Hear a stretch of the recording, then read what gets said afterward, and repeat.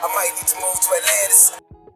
Was Adam McKola right about Jesse Lingard on the kickoff? For cheap, good quality football jerseys, go over to www.jerseyfifa.com, a link will be left in the description, and use code atlantisfootball for 5% off. Before I get into the analysis, let me show you what's coming up in this video, whilst I tell you about the OneFootball app, because this is the app I use to keep up to date with the latest circulating transfer rumours, and I find the match section on the app incredibly useful as well for looking at matches, clubs and players that I'm not able to watch on a regular basis. If you like this channel, you'll definitely love this app, so when you go to subscribe to the channel, if you enjoy the content, which would be very much appreciated, make sure you click the link in the description to get the OneFootball app as well. So the Jesse Lingard story is a strange one. To me, he seemed like a young prospect for the last decade or so, despite me not being able to remember watching him as a teenager, and when I think back, I pretty much only remember about 10 months of his entire career. That was the end of the Louis van Gaal era when he scored that wonder goal at Wembley in the FA Cup final, about half a season under Mourinho when he turned into prime Ronaldinho, and the first few months of Solskjaer's tenure.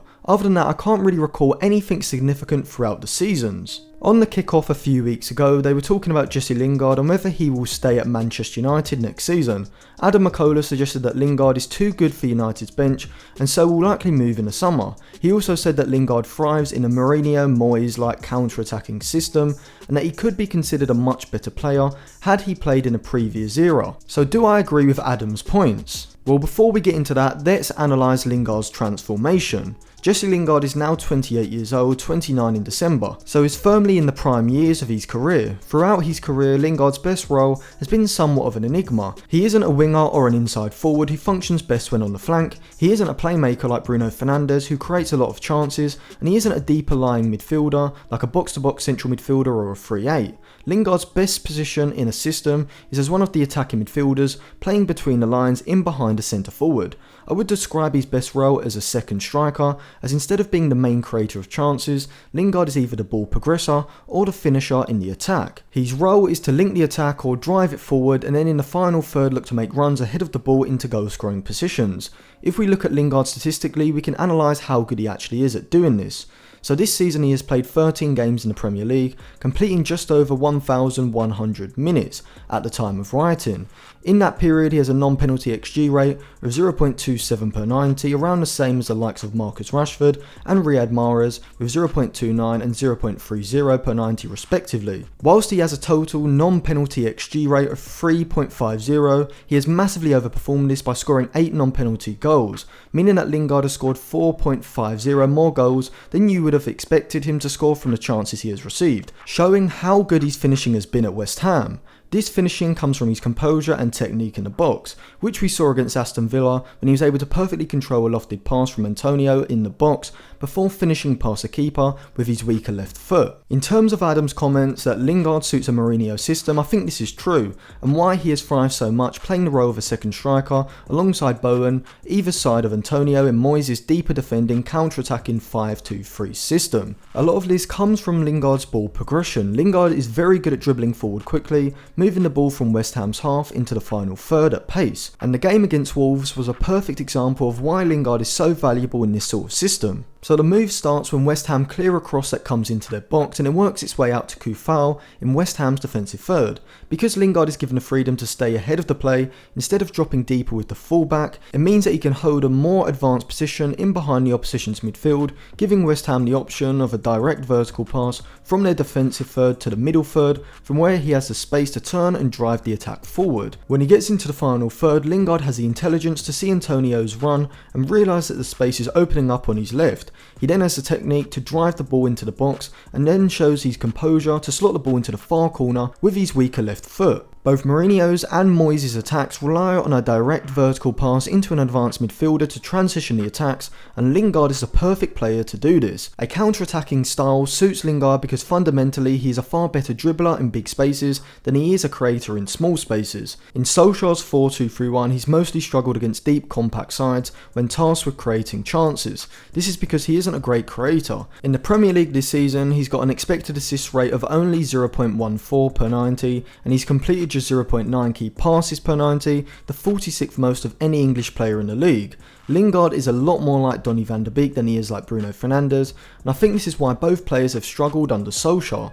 when Lingard is allowed to play as an advanced midfielder, sitting ahead of play, but not being the main creator, it allows him to play the role of a ball progressor and then becomes a forward in the final third. When Lingard plays in a system that doesn't move the attack forward quickly, then he cannot provide the same dribbling ability that he does on the counter-attack. Adam McKola's main point about not seeing Lingard return to Manchester United because he feels he's too good to accept being on United's bench was a point I disagreed with initially, but then I began to agree with it from a Lingard perspective, not a United perspective. For United, they have a few good options. They could keep Lingard for one more season before he leaves on a free next summer, they could offer him another contract, seeing him become a main player in United's squad, or they could cash in on him this summer and would probably receive around £15 to £20 million and would get his relatively big wages off the books as well. Solskjaer could decide to keep him around. While Solskjaer's side do not use the same sort of offensive system as West Ham, they do like to transition the attack quickly on occasions, and it is their main focus in matches when they have less of the ball, so Lingard can definitely still be used in his best role at United.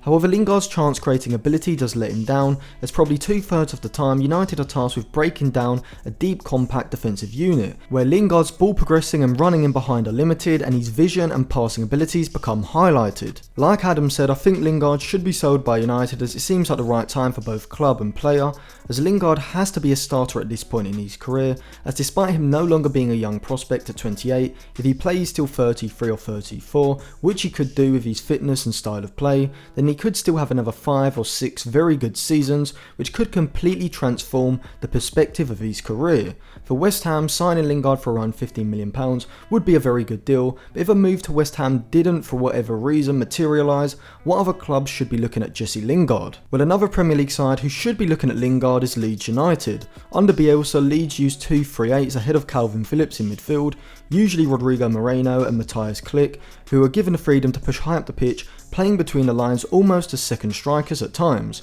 Lingard would fit this role perfectly and would be excellent for Leeds at transitioning their attack quickly with his dribbles from deep through central midfield into the final third, and right now he would probably be a major improvement on Rodrigo and Klick in terms of his end product in the final third. Another mid-table club who may be interested in Lingard would be Arsenal, but I think Lingard wants to put his dancing days behind him and focus on football now, so I probably wouldn't suggest a move to the Emirates. Even sides like Atletico Madrid, Inter Milan and AC Milan who look to transition their attacks quickly could use Lingard in their front two, playing just off the centre forward. And I think Lingard would be a very good option both in terms of price and ability for any of these sides, should they not want to go out and spend £30 million plus on an attacking midfielder. Overall, I agree with Adam's assessment that Lingard should move on from United as he needs to be a guaranteed starter instead of a bench player in a system that doesn't suit his best attributes, which as Adam said is a quick transitioning counter-attack, likes of which both Moyes and Mourinho have used Lingard in. But I also agree with him that in another era, Lingard would have been regarded a lot higher than he currently is today. If Lingard had come around a decade earlier, then he would have picked up a number of trophies that the likes of Anderson, Nani, Ji-sung Park, Fletcher and some others did, as you could see Lingard excelling in a Ferguson 4-4-2 or 4-2-3-1 throughout a campaign, and Lingard's knack of bringing out a big performance in big games would have seen him perform in the Champions League and in big games in the Premier League a lot more often. This would mean that rather than being regarded as a purple patch player who has never really achieved his full potential as of yet, Lingard could have been recognised at the level that Ji-sung Park and Darren Fletcher are, as very good system players able to put in a defensive shift, and would have been seen as a key player under Sir Alex Ferguson. So thank you for watching. If you enjoyed that video, remember to subscribe to the channel and click the bell to get notified when my videos come out. Check out some of my other videos like my Manchester United and Chelsea transfer series, which will be linked in the description below, and follow me on my Twitter and Instagram as well for more content.